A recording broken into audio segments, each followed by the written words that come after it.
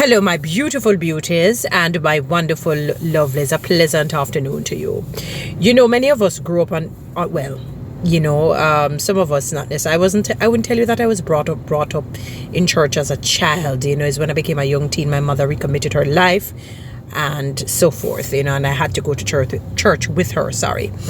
But after a while, you know, they would promulgate and push 2 Chronicles 7:14. You would hear it, but it really didn't take root, or maybe didn't mean much because I didn't really understand it fully. And it says, if my people who are called by my name will humble themselves. Notice God first used the word humility.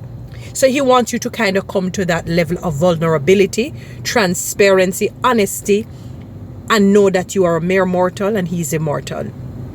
Then you pray, you ask, you make your requests be known to him, and you turn from your wicked ways.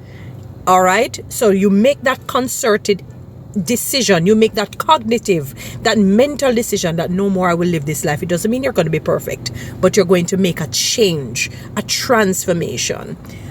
Then God will hear the prayers come down, so to speak, and heal the land.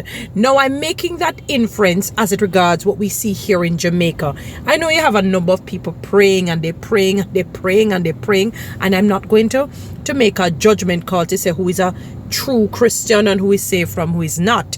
The Bible says, you know, God judges the heart because he's the only one who can see the heart, and man judges the outward appearance. But one of the fundamental things that God has given us insight to is that he says, by their fruit you shall know them. In other words, if consistently I see you display good fruits that links back to the characteristics of God, or the characteristics of Jesus, same, then I will know that, yeah, hey, I think this one is a sincere one.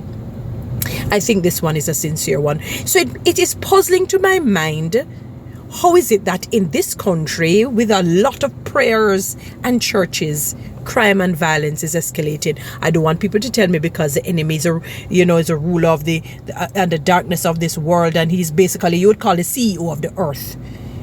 But we have a greater and a higher power, God, Jesus himself, that we can reach out to once we are sincere and we decide that we're going to put down folly and take up his way of life. It is quite puzzling to see the level of murder and scam and thievery and evil and wickedness in a country that has so many churches, so many prayer warriors. I don't want to begin to talk about the so-called Christians that I've encountered. I don't want to begin to talk about that. Follow me on TikTok, subscribe to my YouTube channel, and share this.